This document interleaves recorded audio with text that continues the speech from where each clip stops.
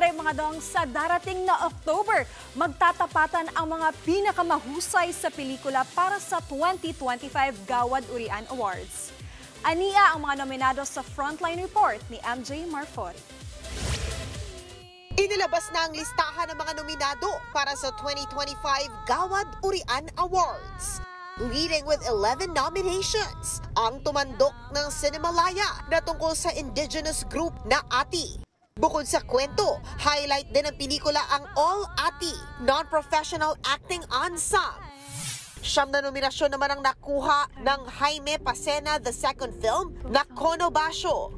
Storya naman niya ng Filipino-Japanese half-sisters na bagamat ay nagluluksa sa pagkamatay ng kanilang ama ay may issue rin sa mana. Nakakuha naman ng 7 nominations sa Green Bones na Dennis Trillo at Ruru Madrid. Kabilang sa nominasyon niyan ang Best Actor para kina Dennis at Ruru.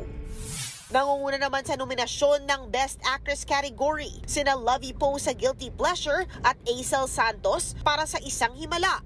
To be announced soon naman ang mga nominado para sa Best Documentary at Best Short Film.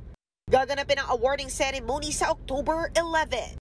Nagbabalita mula sa Frontline, MJ Marfori, News 5. Mga kapatid, Jervy Wrightson po, eto na nga. Para sa latest showbiz news at iba pang kay-alaman, mag-follow at mag-subscribe na sa social media pages ng News 5.